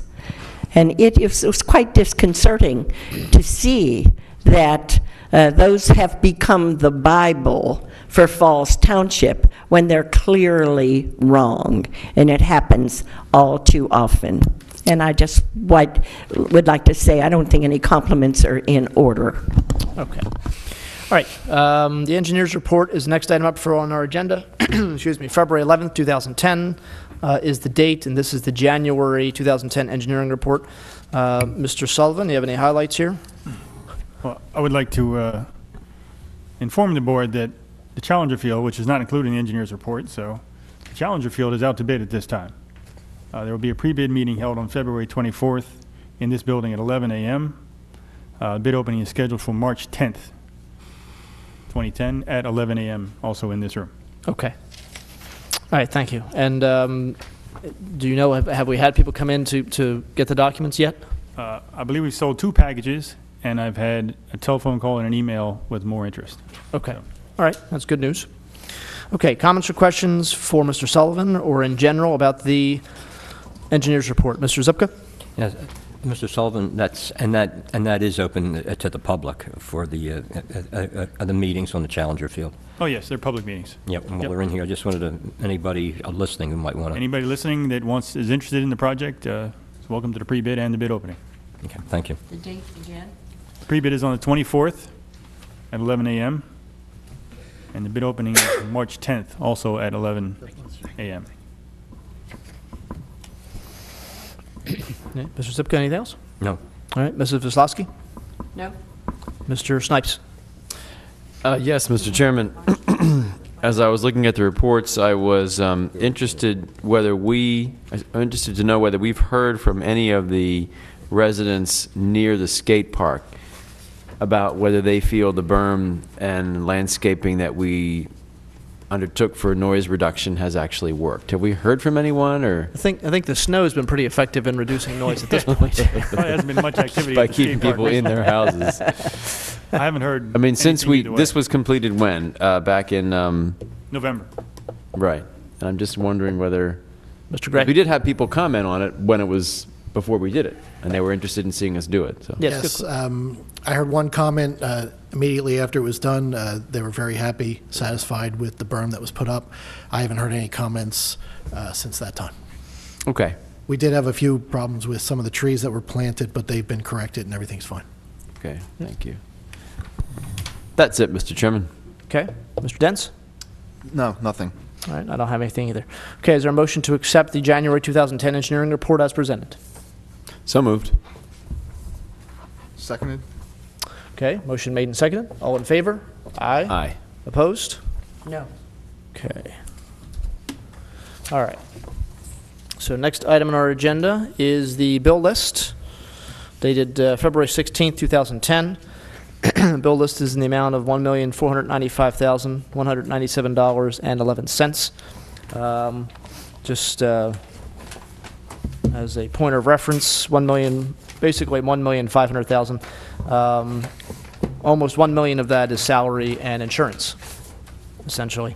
And then another $177,000 roughly is escrow fund, which is not township or taxpayer money. It's money put up by developers for projects. Okay. All right. Comments or questions regarding the bill list? Mr. Zupka? None. Mrs. Wazowski? I will vote no on the bill list because it has been my contention since I came to this board that our money is not being spent wisely or legally. And tonight I emphasized that we don't do the proper kind of voting. We just ramrod anything through, despite any reasonable objection from this side of the board. And I'm getting a little bit tired of it, so I've accumulated, and I'm in the process of accumulating some of the more egregious things that have taken place. And I'm going to take them to the authorities and see what can be done about it. Okay. Mr. Snipes. Yes, Mr. Chairman, the 106, a little bit over 106,000 of the host community fund. The reason this appears on our bill list is because this is going from township funds into the host community fund. Is that why we listed that way? It's the other way around, Mr. Gray? Other way around? Yeah, they are payables paid out of one of our funds called the Host Community Fees Fund, and this was probably paid to a professional such as an engineer or a contractor for a job, but it is township money that's being spent and going out to a vendor. Right, okay, thank you. Okay. Mr. Dents? No, nothing. No. And I'll point out, too, one other note I'd made here. Just, and again, this is for the month of January. And it makes me afraid to take it what the next bill list is going to look like in terms of this item. But $18,222 just in road salt. So if that was for January, which was the warmest January in a couple decades, I don't want to. I'm a little bit nervous about what the salt bill for March is going to look like. So, all right. Don't imagine there's any comments from the public. So, is there a motion then to accept or to pay the bills, basically? $1,495,197.11. So moved, Mr. Chairman. I vote to approve the Township of Falls accounts payable in the amount that you just stated. Second the motion. Okay, motion made and seconded. Mr. Pullen? Mr. Zupka? No. Mrs. Wazowski? No. Mr. Harvey? Yes. Mr. Dents? Yes. Mr. Snipes? Yes. Okay. Mr. Gray, okay, we're going to have a brief executive session. We'll be back in a few minutes. Is it personnel? Yes. The chairman has recessed the meeting into executive session. We'll return. This is Falls Township Governmental Access Channel 22 on Comcast Cablevision and Channel 40 on Verizon. Call our meeting back to order at, the clocks are a little off here, 9:11, let's say, p.m. It's maybe about something, Mr. Gray, if we can get the clocks coordinated a little bit for next meeting. All right, Mr. Clark, will you give us a summary of our meeting, please? Yes, Mr. Chairman, the board held an executive session to discuss a personnel matter involving a collective bargaining agreement. Okay, thank you very much. All right, we're on to manager comment. Mr. Gray? Yes, just a few items tonight. My first item is a request from the American Legion, Post 834. They are having their 64th annual Memorial Day Parade this spring, and they are requesting a donation from the township in the amount of $6,000.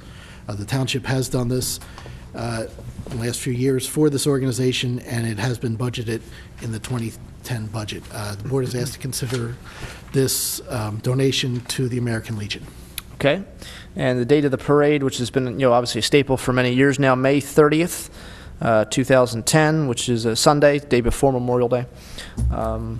Starting, as it always does, at Pennsbury High School, finishing at Fallsington Commemorative Park. And so we're looking for $6,000 for the American Legion post 834 in Fallsington. Is there a motion? I'll move that we donate the $6,000 to the American Legion for their Memorial Day parade. I'll second the motion. Okay, motion made and seconded. Don't imagine there's any comment. Mrs. Pullen? Mr. Zepka? Yes. Mrs. Wieslowski? Yes. Mr. Harvey? Yes. Mr. Dent? Yes. Mr. Snipes? Yes. My next item, at this time, the board is asked to consider a resolution for an auction for surplus property, specifically vehicles. These vehicles include a 2001 Ford Expedition, a 2004 Dodge Intrepid, a 1989 GMC 1500, a 1995 Dodge 3500, and a 2002 Chevy Impala. All of these items will be done via sealed bids. At this time, the board is asked to approve this resolution number 10-04. 04? Yes. Okay. All right, comments or questions regarding the proposed No. resolution? Mr. Zupka? No. Mrs. Wieslowski? No. Mr. Snipes? No. Mr. Dents? Yeah, the only thing I'm going to say is, this is fine, but in the future, I think we should consider eBay for these vehicles. It opens it up to a lot more people, a lot more exposure, maybe more money. Okay, I'm not sure if there's any legal implications of putting it on eBay, Mr. Clark. I think there used to be, but there are not anymore. You're Okay. permitted to offer them that way, as long as it's open to everyone, just the way the regular bids are. Okay, yeah, that's a good idea. All right, and I don't have any comments or questions. Well, actually, do we know who typically, purchases these, Mr. Gray? In the past, when we've put the vehicles up before, just out of curiosity. Who? In the past, specifically the old police vehicles that have been purchased by several used car dealers here in the township. I think they're located down by the storage centers, down by Route 13. Okay. And there were some out-of-town vendors as well. Okay. So. Yeah, like I said, just curious. All right. Okay, if we don't have any more comments or questions, any public comment needed? Okay. See no hands. Okay, looking for a motion then for resolution 10-04. Mr. Chairman, make a motion to approve resolution 10-04, directing an auction for surplus property. Shouldn't there be an indication that we have indicated that we will do this sale on eBay as part of that motion?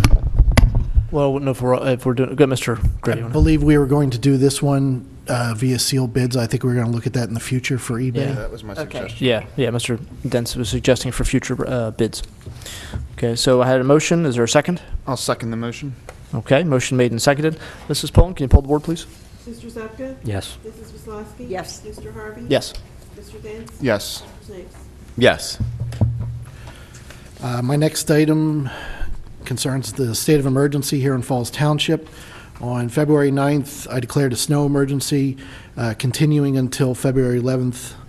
By declaring this, the township snow trucks were able to plow all the roads in the township without cars parked in the streets. Per the township ordinance, the manager may declare a local emergency subject to ratification by the Board of Supervisors within 7 calendar days thereafter. At this time, the board is asked to approve this action imposed by the township manager. Okay. All right, obviously, we, in a community like ours, which is heavily reliant on people driving, we know obviously it's an inconvenience. 2 feet of snow or 2.5 feet of snow, whatever we got within a week span is an inconvenience to everybody. But the township does need to plow the roads. And so, the township manager does have this authority to declare an emergency, which allows vehicles to be moved if the owners do not move them, so that the plows can get through and then everybody else can get out.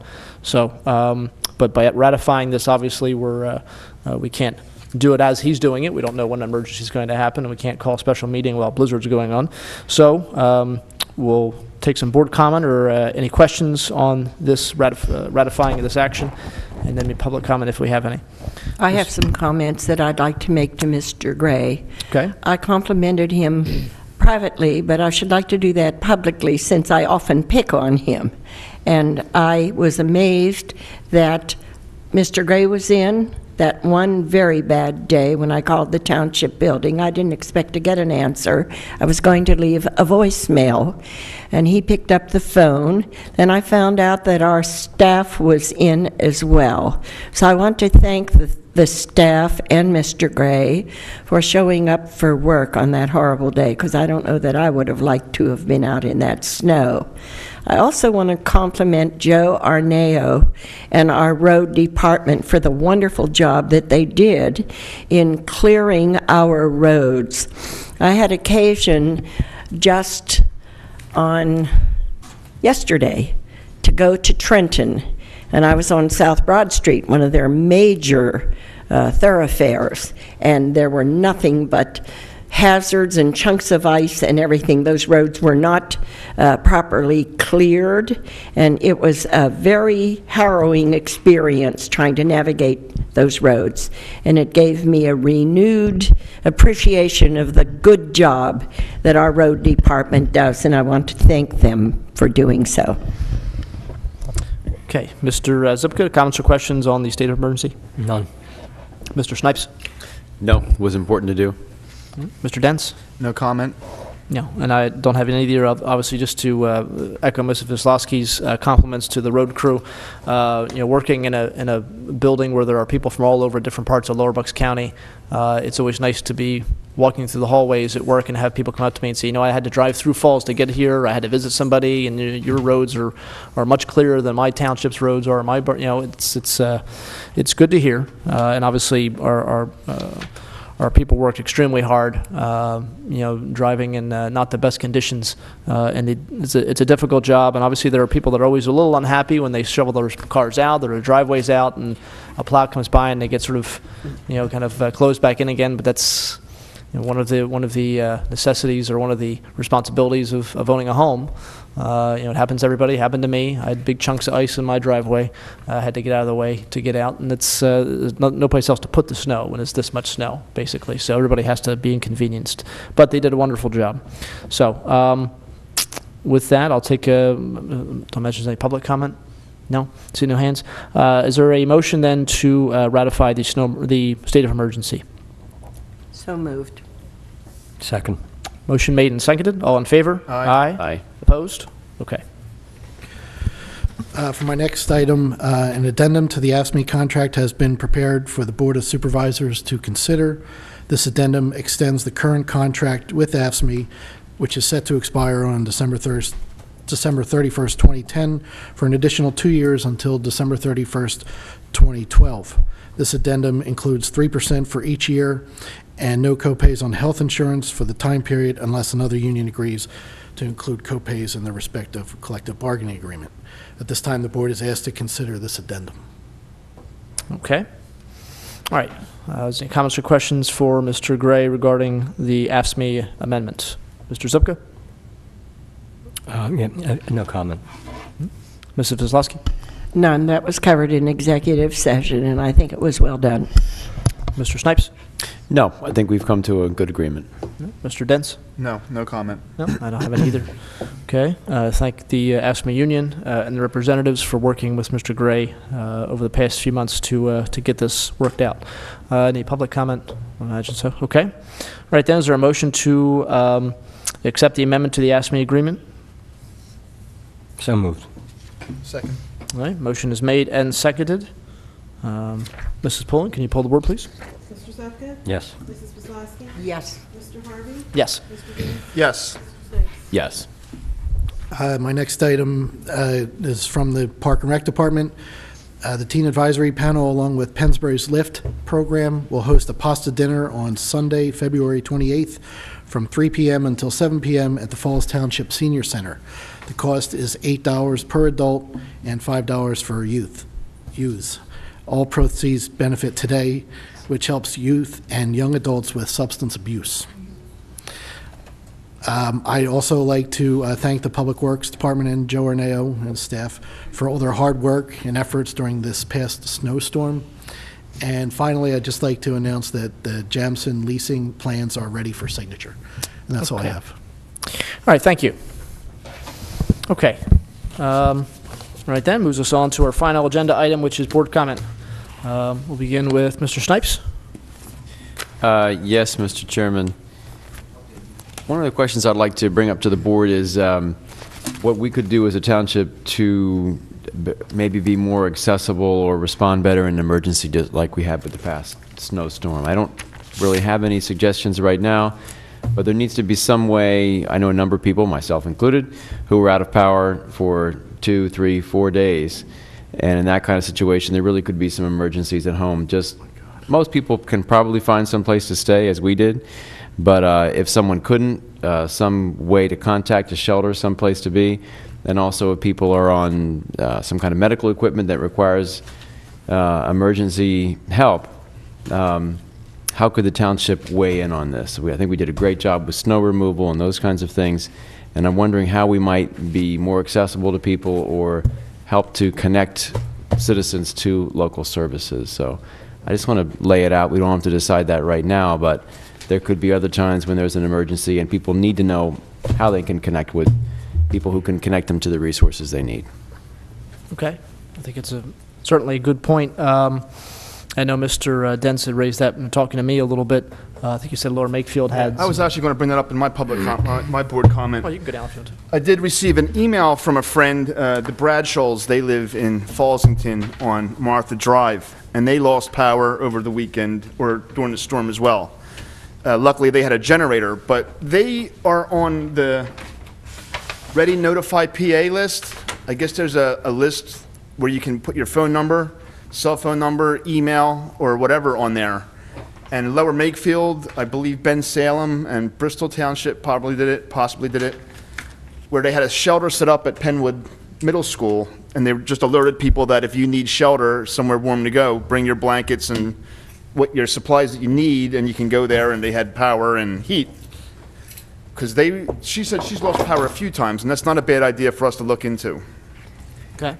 All right, Mr. Gray, certainly I think Mr. DiPolito would be, I think, certainly the guy to go to take a look at creating some kind of a system, some kind of a plan to have that in place. But, Mr. Dents, you have anything else? Any other board comment? I had that, and I also have, well, one was Mr. Erickson. Me and him have been playing phone tag for a while, but I did speak to Mr. Snipes about Mr. Erickson as well as Mr. Zupka. He asked to be put on the Cable Advisory Board, and we tabled that at one point, but I'm going to make a motion now to appoint Mr. Erickson to the Cable Advisory Board. Okay. Motion made. I'll second it. And seconded. Okay. Mrs. Pullen, you pull the board, please. Mr. Zupka? Yes. Mrs. Wysocki? Yes. Mr. Harvey? Yes. Mr. Dents? Yes. Mr. Snipes? Yes. I also have a letter, I guess we all received, from Daniel McMullen. He's a resident. He asked to be appointed to the Community Economic Development Commission. I spoke to him a little bit also, and I think he's more than qualified to be a member, and I'd like to appoint him at this time to that board. Yeah, I had a conversation as well with Mr. McMullen, a couple of conversations. Actually, he was here earlier. I thought he was going to stay. I guess maybe something came up and he had to go. I know he has a young child, but he's a relatively new resident of Falls. He's been here for a few years and wants to get involved. This was a board that he had a little bit of interest in after discussing different options. And so I'll be happy to second that nomination for Mr. McMullen to the CEDC. And I'm not sure, I don't know, Mr. Gray, I think I had somewhere around here, the vacancies and the years they went vacant. Let me see, I think I actually have it. I don't know if any other board members have comments here while I'm looking for this.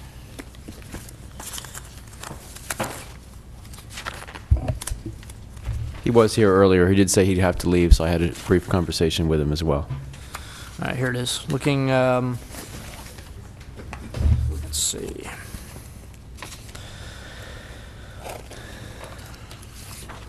All right, vacancies, well, and going through all that, and there's no, the memo we have doesn't have any dates in terms of the vacancies. I know Mr.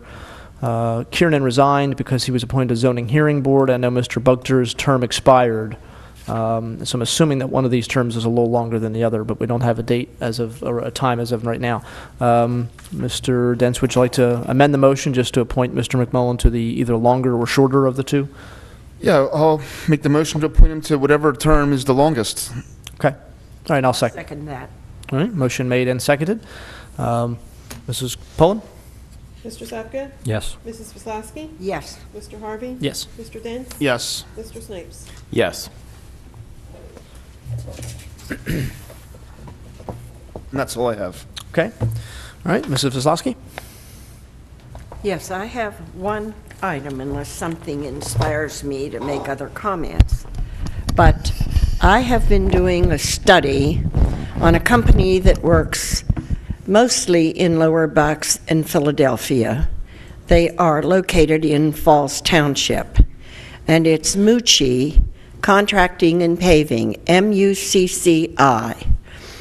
And my first introduction to Mr. Mucci, James Mucci, who owns the company, was when Dave Kerr, our late zoning officer and a man of great integrity, was employed here, and Mr. Bergman. And I was exiting the building one day, and a young woman jumped out of her car, and she came running over to me crying hysterically, and she said, "You're Dorothy, aren't you? You're Dorothy." And I said, "Yes." And she says, "I just have a terrible problem," and she just could hardly speak. And I said, "Well, young lady," I said, "I will go into the building and speak with you if you promise me you'll stop crying."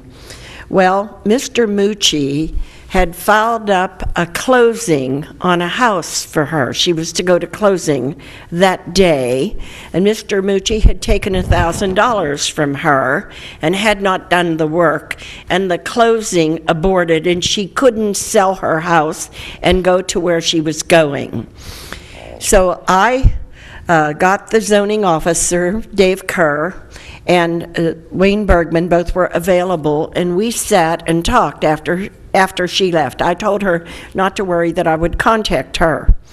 And I said, "What's the story on this Mucci?" That's the first time I've heard his name. And they said he was the absolutely most unreliable contractor that we dealt with in Falls Township. And since then, this occurred several years ago, I have learned that there are huge fines in District Court 10, the court I once was judge in, and they pay them in trickles, but they continue to do things that actually rob people, and I know what I'm saying, and I'm saying that my most recent thing with them was when the Trentonian was going to do an expose on them over something that occurred either in Falls or Bristol Township or on the border.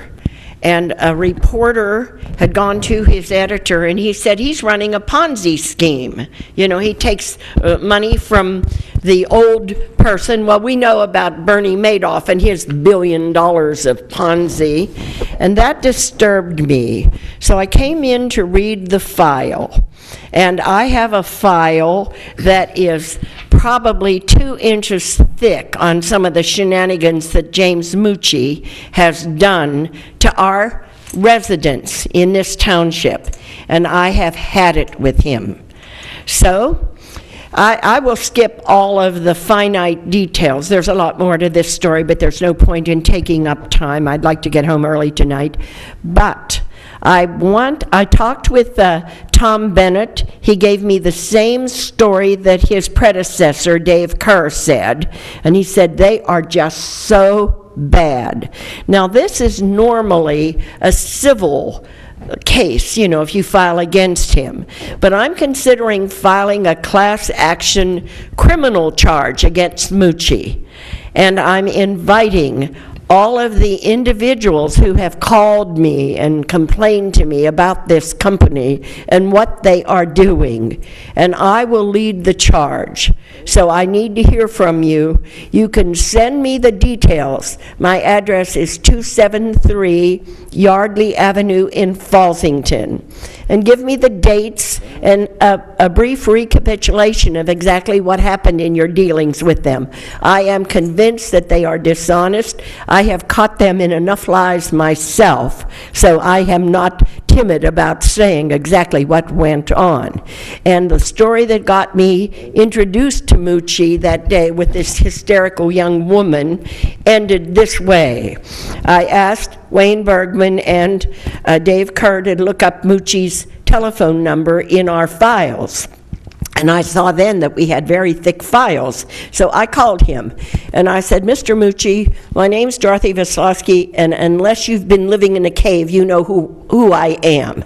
And I'm going to tell you right now, if you don't show up in Falsington at my house with $1,000 in cash tomorrow morning at 9 o'clock so that I can give this money to this young woman who's closing and selling her house was aborted because of you, I will deal with you personally. Well, at 9 o'clock the next morning, someone's tapping on my picture window, and I'm sitting in my living room having a cup of coffee, and I never saw the man before, and I said, who are you, sir? And he said, I'm Mucci, you told me to be here. I said, come in. So he said, I need a few more hours. And I said, you have until 2 o'clock, but you better be here. So I typed a receipt to give to Mucci that he had given me that $1,000. Then I called the young woman after I had the money, and I said, if you will come to my house, I would like you to sign a receipt that I gave you the money, and I hope that clears up your problem. Well, that was my introduction. That had to have been, how long has Dave Kerr been dead? At least 4 years, hasn't it been? Dave Kerr passed away, I believe it was April of 2007. 2007. And so, you know, this occurred long before Mr. Kerr passed away. So this has been going on much too long, and I believe that as a board member, I have a responsibility to do something to assist our code enforcement department in dealing with this character. And he often does not get his building permits. There are so many sins, I'm not even going to try to list the litany of the sins, but I can tell you that it is a long list. And so I don't know whether this board wants to do anything as a complete board about denying him building permits when he comes in, or finding a way to notify the poor potential victims that they're going to get trapped in a Ponzi scheme, because it happens almost every time he does a contract. And I have documented, you know, I'm not dumb enough to go out on a limb and saw it off. And so I'm going to look for bringing criminal charges against him. And I'm going to make an appointment to go to Doylestown with the file and do that. But I want the public to be on alert that something is going to be done about James Mucci. And I had someone tell me just, you know, this past week that Mucci was working somewhere in a neighborhood, and this fellow observed a man come running out of his house, and Mucci had stolen $4,000 from him, and he was going to beat him up. And the fellow said, I stopped him from hitting the guy because I said, you're going to get in big trouble if you hit him, because then that's assault and they'll bring you up on criminal charges. So that's the kind of stuff that's going on, and I have had enough. So I've tested him. Believe me, I have the documentation. So those of you who are concerned, or if he's stolen money from you, or he came and did a job for you and never finished it, or didn't do what he was supposed to do, contact me, because you can be part of the list. And I will fund the class action suit if that's what I have to file against him. And thank you for the time, board members. Okay, thank you very much. Mr. Zipka. Thank you.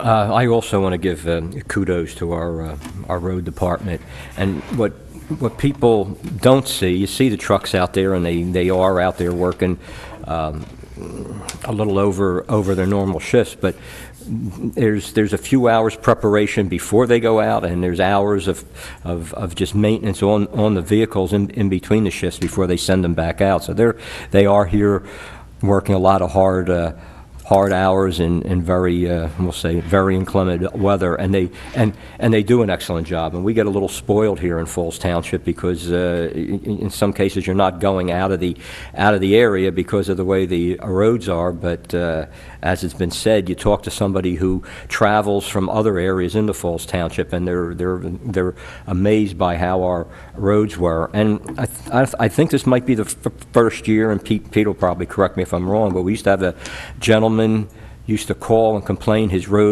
street wasn't done, and it was that he lived like 3 houses from where the end of his street was and where Bristol Township began, and he was always complaining that, we didn't get his street plowed, but he lives in Bristol. That was a few years ago. He would call like every snowstorm and complain. Valley or Magnolia. Yeah. One of them. I just remember was kind of a chuckle because he really didn't live here, and he could see where our road crew stopped.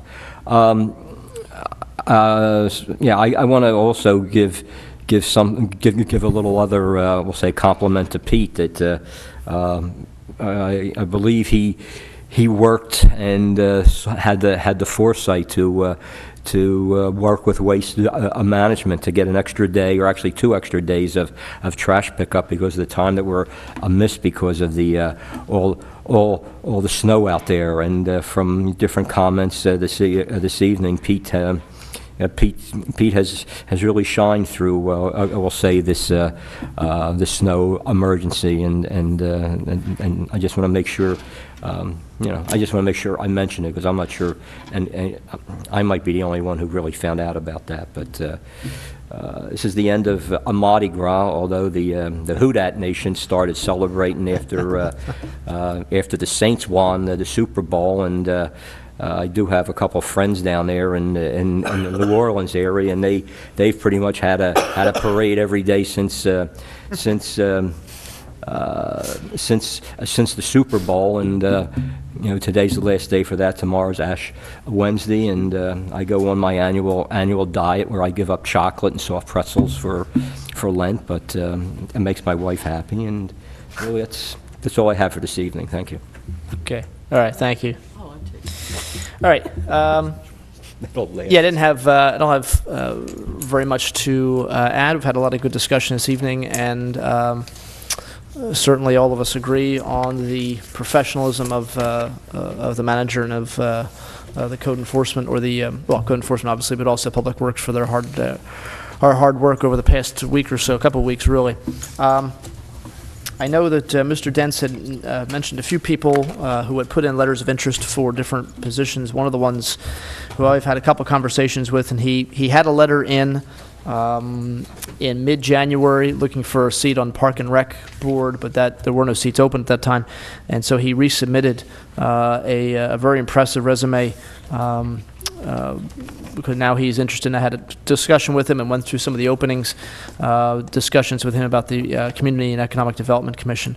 And so what I'd like to do is to, at this time, nominate Mr. Mark Constable, who lives on Berwyn Road in Marsville. He's been a resident for quite a while now, has a lot of experience in human relations management, as well as operations, store manager in quite a few different stores, retail stores throughout New Jersey and Pennsylvania. And so I think he'd be a good addition to this board, and I think that would be a full complement. I think they'd have all 5 members at that point. We had a few members leave that board just recently, so this will get them back up and running. So I'd like to nominate Mr. Constable for the remaining seat on the Community and Economic Development Commission. I'll second it. How long a term? Well, it's I guess it'll be since Mr. Dents nominated Mr. McMullen for the longer of the 2 terms. The longest it would be 5 years. I don't know how long whatever the remaining term is. Could be a couple of years. We don't have that information off the top of our heads right now. All right, motion was made and seconded. Yeah, Okay? but shouldn't we know that, shouldn't the vote be taken with knowing the amount of time? We would have only taken a phone call to the staff to find out. Well, I assumed it was on, So do we have to do it tonight? I assumed it was on this memo. Mrs. Ruth usually is very, very good about putting that on there, and this was one of the things that she didn't have. She doesn't miss very much, and so I'm not going to fault her to that. Defer it until the next meeting. But indicate to the gentleman that he's going to be appointed. I certainly will vote for him. But we should have those terms written I think along Mr. with the appointment. I think Mr. Gray just went to go find them, so we can wait for a little bit. In the, let's see. In the meantime, Mr. Zipka brought up something that made me, oh, I know what it was. Football season obviously is over, and for those of you who aren't real big hockey or basketball fans, I guess the good news was, I think today was the first day of pitchers and catchers down in Clearwater. So baseball season is right around the corner, which is always good news. That means spring's coming as well. So I think everybody else reports Thursday or Friday. Mr. Pete would know. Mr. Gray's a big baseball fanatic. So, but hopefully we'll see the Phillies, knock wood, and having a very good season again. So his seat was 5. He had to be 5. That's a full term. That's a full term. Okay, so McMullen will be to that one. We just have to find out what Kieran's appointment was.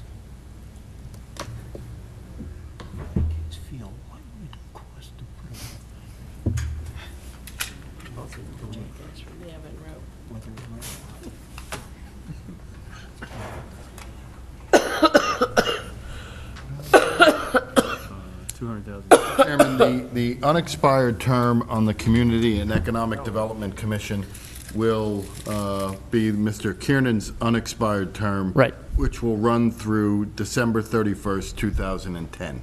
Okay, so it's just the remainder of this year? Yes. All right, so we'll appoint Mr. Constable, then amend my motion to appoint Mr. Constable to the CEDC to a term that will end at December 31st of this year. Mr. Snipes, you had seconded originally? I'll second it. Okay. All right, motion is made and seconded. Mrs. Pullen? Mr. Zepka? Yes. Mrs. Wsblowski? Yes. Mr. Harvey? Yes. Mr. Dents? Yes. Mr. Snipes? Yes. All right, thank everybody for their hard work. Is there a motion to adjourn? So moved. Second. All in favor? Aye. Aye. Opposed? Thank you.